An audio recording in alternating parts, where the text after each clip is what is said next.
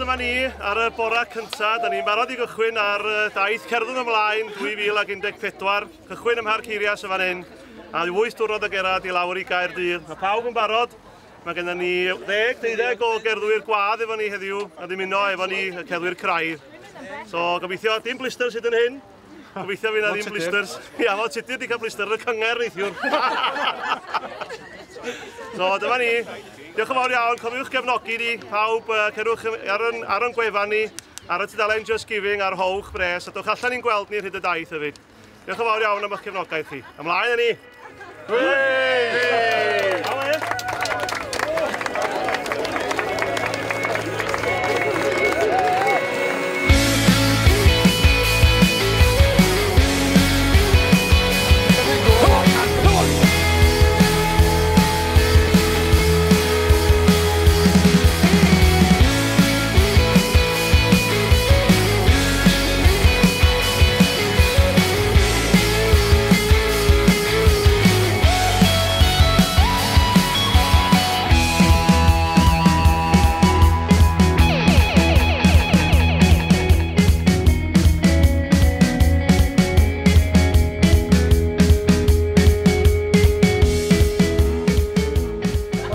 Dyma ni wedi cyrraedd y stop cyntaf o'r yma yn betws-yn-rhos a fel ydych chi'n gweld, mae pobl wedi dod allan i roi croeso mawr i ni. Dyna baneidiau te a mae'r pres yn mynd i mewn i bwcedu full pelt, so mae'r gefnogaeth yn cychwyn yn barod. So, awe! Ie, dim eics y plains eto. Ie, mae'n mynd rhaid daid at hyn. Wel, fe da ni 4 milltir, 5 milltir mewn i ddio, beth ydy. 25 yn mynd. Ie, gofyn fi ar ôl 25 arall ar y hyd chdi. Ella bydd hi'n hanes wahanol yn y byd yna.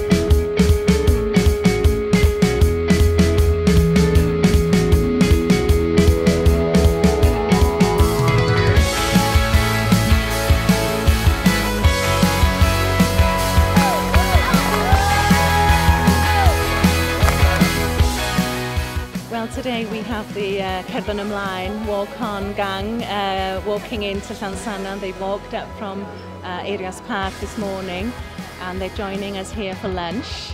And we've organised a fun day. We've got a bouncy castle, Fit Conwy are here and the WI, Merched y Wawr, young farmers are helping out. It's really very much a community day for us here.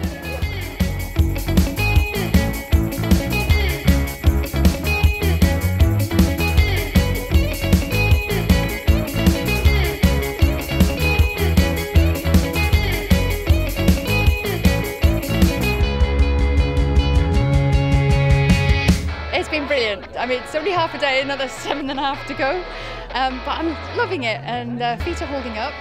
But the support, again, is just amazing. Llansannan, Llanfairpwll, Groes, Red Gallet, but it's really nice to come into your own village and see everybody. Really exciting, I loved it.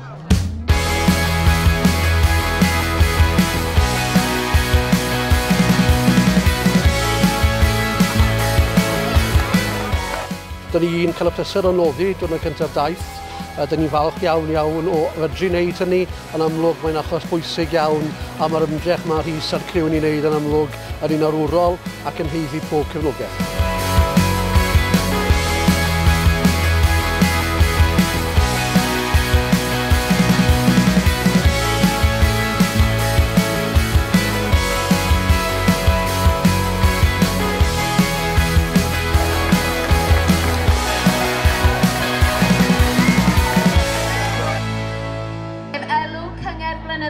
Rhuthun o 600 at y gronfa.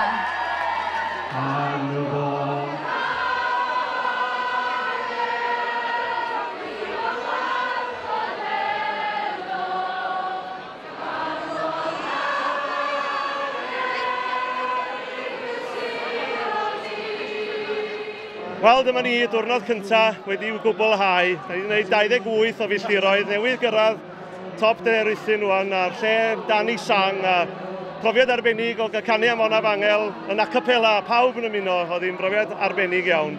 Felly, da ni'n mynd lawr rwan i'r Angor a cael noson gynnar, dwi'n meddwl, achos mae gennym ni ddiwrnod mawr eto fory, lot o rywiau mynyddodd. So, diolch yn fawr iawn i bawb sydd wedi cefnogi.